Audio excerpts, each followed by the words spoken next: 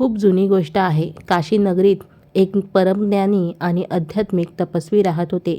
त्यांना मूलबाळ नव्हते. या दुःखातून मुक्ती मिळवण्यासाठी त्यांनी जंगलात जाऊन ईश्वराची कठोर तपस्या सुरू केली. त्यांची निस्सीम भक्ती पाहून स्वतः ईश्वर प्रकट झाले आणि म्हणाले, हे तपस्वी डोळे उघड. तुझ्या भक्तीवर मी अत्यंत प्रसन्न आहे. सांग, तुझी काय इच्छा आहे? तपस्वी आनंद अश्रूंनी देवाच्या चरणी लीन झाले आणि म्हणाले, देवा, मला अपत्य नाही. मला पितृत्वाचे सुख मिळावे एवढीच माझी इच्छा आहे. ईश्वराने मंद स्मित केले आणि सांगितले, तुझी मनोकामना पूर्ण होईल. तुला आणि तुझ्या पत्नीला 9 महिने दर रविवारी मनोभावे व्रत करावे लागेल. शेवटच्या रविवारी तुझ्या घरी एका अत्यंत तेजस्वी पुत्राचा जन्म होईल. रविवारी जन्माला येणार असल्यामुळे त्याचे नाव रविदास ठेव. हा बालक पुढे जाऊन जगात क्रांती घडवेल आणि लोकांना समतेचा खरा मार्ग दाखवेल.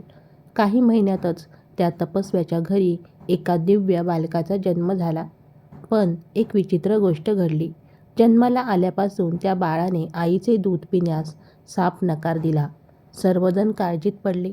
वैद्यराज बोलावले, पण त्यांनाही यामागचे कारण समजले नाही. तेवढ्यात तिथे महान संत रामानंद महाराजांचे आगमन झाले. त्यांनी बाळाच्या पालकांना खोली बाहेर जाण्यास सांगितले. संत रामानंद त्या दिव्य बालकाजवळ गेले आणि हळूच म्हणाले, हे दिव्य आत्मा, तू आईचे दूध का पित नाहीस? तेव्हा त्या बालकाने आत्मिक स्वरात उत्तर दिले, गुरुदेव, मी ज्या कुळात जन्म घेतला आहे तिथे राहून मी माझ्या भक्तीचा आणि समतेचा उद्देश कसा पूर्ण करू शकेन? जोपर्यंत तुमचा आशीर्वाद मला लाभत नाही तोपर्यंत मी हे जीवन स्वीकारणार नाही. संत रामानंदांनी त्याला समजावले, बाळा, ईश्वराने तुला या समाजात एका विशिष्ट कारणासाठी पाठवले आहे. आज समाजात माणसाला माणसाप्रमाणे वागवले जात नाही. ऊच नीच असा भेदभाव केला जातो. लोकांची हीच संकुचित विचारसरणी बदलण्यासाठी तुला कार्य करायचे आहे.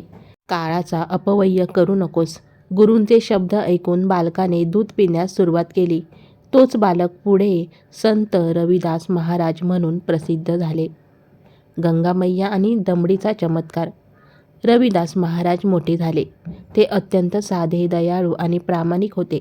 ते चर्मकार म्हणून आपले काम करत असत आणि दिवसभर प्रभूच्या भक्तीत लीन राहायचे. एकदा पौर्णिमेच्या दिवशी काशीचे काही उच्चवर्णीय पंडित गंगा स्नानासाठी निघाले होते. वाटेत एका पंडिताची चप्पल तुटली म्हणून तो रविदास महाराजांकडे आला. महाराजांनी अत्यंत आदराने त्याची चप्पल सांधून दिली. पंडिताने कामाचे पैसे दिल्यानंतर रविदास महाराजांनी नम्रपणे विचारले, शास्त्रीजी, आपण एवढ्या पहाटे कुठे चालला आहात? शास्त्रीजी अभिमानाने म्हणाले, आज पौर्णिमा आहे. आम्ही गंगा स्नानाला चाललो आहोत. तिथे दानपुण्य करून आशीर्वाद घेणार आहोत. हे ऐकून रविदास महाराजांनी आपल्या खिशातून एक दमडी, त्या काळातील जुने तांब्याचे नाणे, काढले आणि म्हणाले, शास्त्रीजी, माझी एक छोटीशी विनंती आहे. माझी ही दमडी गंगा मातेला अर्पण करा. पण एक अट आहे. जर गंगा मातेने स्वतः प्रकट होऊन आपल्या हाताने ही दमडी स्वीकारली तरच तिला ती द्या, अन्यथा परत घेऊन या. शास्त्रीजींना हसू आले.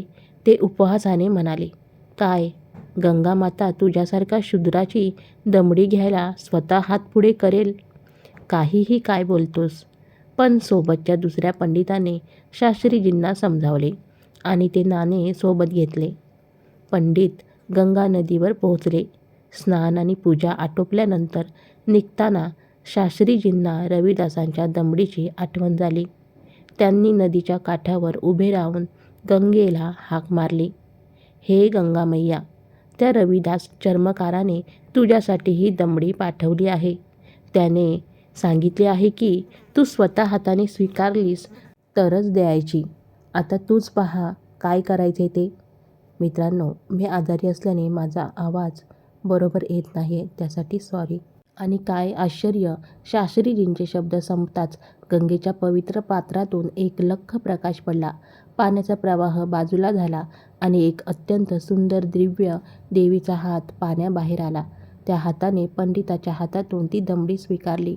एवढेच नाही तर गंगा मातेने त्या हातामध्ये एक अत्यंत मौल्यवान सोन्याची नक्षीदार बांगडी ठेवली आणि आकाशवाणी झाली, हा कंगन माझ्या परमभक्त रविदास याला नेऊन द्या. राजाचा दरबार आणि अहंकाराचा पराभव. पंडित हे पाहून थरथर कापायला लागले, पण त्यांच्या मनात लोभ निर्माण झाला. त्यांनी विचार केला की एवढा महागडा सोन्याचा कंगन त्या गरीब रविदासाला देण्याऐवजी आपण काशीच्या राजाला भेट देऊ, ज्यामुळे आपल्याला भरपूर इनाम मिळेल. ठरल्याप्रमाणे त्यांनी तो कंगन राजाला दिला. राजाने तो राणीला दिला. राणीला तो कंगन खूप आवडला, पण तिने हट्ट धरला, मला दुसऱ्या हातासाठीही अगदी असाच हुबेहूब कंगन हवा आहे. तरच मी हा वापरेन, नाहीतर पंडितांना शिक्षा करा. आता पंडित पूर्णपणे अडकले. घाबरलेल्या पंडितांनी राजाला सर्व सत्य सांगितले की हा कंगन गंगामातेने रविदास महाराजांसाठी दिला होता. राजा तात्काळ पंडितांना सोबत घेऊन संत रविदास महाराजांच्या झोपडीत पोहोचले. राजा म्हणाला, भक्तराज, गंगामातेने तुमच्या भक्तीवर प्रसन्न होऊन हा कंगन दिला होता. आता राणीला दुसरा कंगन हवा आहे. कृपया गंगामातेला प्रार्थना करून दुसरा कंगन मिळवून द्या. तिथे उपस्थित असलेले शास्त्रीजी टोमणा मारत म्हणाले, महाराज, हा काय चमत्कार करणार? जर हा खरोखरच एवढा मोठा भक्त असेल तर याने इथेच गंगामाता प्रकट करून दाखवावी, नाहीतर हा ढोंगी आहे.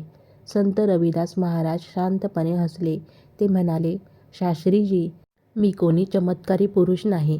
मी तर ईश्वराचा एक सामान्य सेवक आहे. पण जर माझी भक्ती खरी असेल आणि माझे मन शुद्ध असेल तर गंगामातेला इथे यावेच लागेल. कारण मन चंगा तो कठोती में गंगा. म्हणजे जर मन शुद्ध असेल तर चामडे भिजवण्याच्या या लाकडाच्या पात्रातही गंगा अवतरेल. असे म्हणून रविदास महाराजांनी आपल्या चामडे भिजवण्याच्या लाकडाच्या पात्रातील कठोतील पाण्याला स्पर्श केला आणि गंगामातेचे ध्यान केले. क्षणार्धात त्या छोट्याशा पात्रातून गंगेचे पवित्र पाणी कारंज्यासारखे वर आले आणि त्या पाण्यातून हुबेहूब दुसरा सोन्याचा कंगन बाहेर आला. हा अद्भुत चमत्कार पाहून राजा, राणी आणि ते अहंकारी पंडित थक्क झाले. त्यांचे डोके सन्मानाने आणि पश्चातापाने संत रविदास महाराजांच्या चरणी झुकले. समाजात पसरलेला जातीभेदाचा अहंकार त्या दिवशी गंगेच्या पाण्यात वाहून गेला. अशा प्रकारे संत रविदास महाराजांच्या पवित्र भक्तीने अहंकारी लोकांचे डोके झुकवले आणि समाजात समतेचा एक नवा संदेश दिला. तर मित्रांनो, ही होती संत रविदास महाराजांच्या दिव्य चरित्राची पहिली कथा. जर तुम्हाला या कथेचा दुसरा भाग हवा असेल तर मला आत्ताच कमेंट बॉक्समध्ये भाग 2 पाहिजे किंवा पार्ट 2 लिहून नक्की सांगा. तुमच्या कमेंट्स जितक्या जास्त येतील तितक्या लवकर मी याचा दुसरा भाग तुमच्यासाठी घेऊन येईन. कथा आवडली असल्यास व्हिडिओला लाईक करा, तुमच्या मित्रांसोबत शेअर करा आणि चॅनलला सबस्क्राईब करायला विसरू नका. जय संत रविदास महाराज. धन्यवाद.